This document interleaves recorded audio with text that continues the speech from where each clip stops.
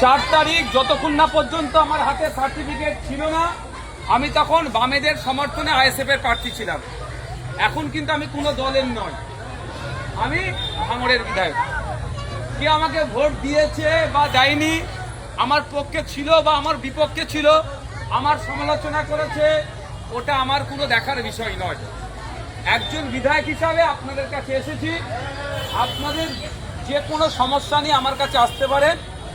আমার যতটা ক্ষমতা আছে সেই ক্ষমতা দিয়ে তৎক্ষণিক সমাধান করে দিতে পারি, ভালো কথা। অন্যথায় সেটাকে লিখে রাখবো, পরবর্তীতে কিভাবে সমাধান করা যায় সেই রাস্তা বলবো, আর না হলে বিধানসভার মধ্যে গিয়ে মন্ত্রীকে বলে সেটা সমাধান করব।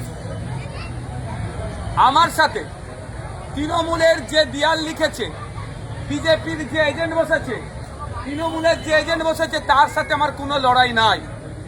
আমার লড়াই তার সাথে যারা আবাস যোজনার নাম করে 10,000 20,000 টাকা গরিব মানুষদের তুলেছে, তাকে আমি কিছু ছাড়বো না, তাদের কাছ থেকে বার করব।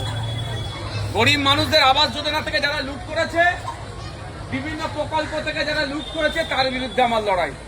কে তৃণমূল, কে বিজেপি, কে